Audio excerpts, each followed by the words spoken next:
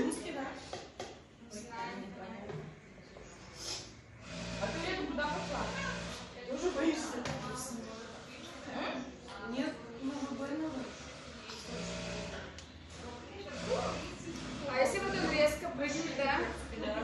Я говорю, он сдохнет здесь на дороге. Как знаете, я по Славянскому шоссе еду, да, и я еду туда, а напротив идет женщина по обочине.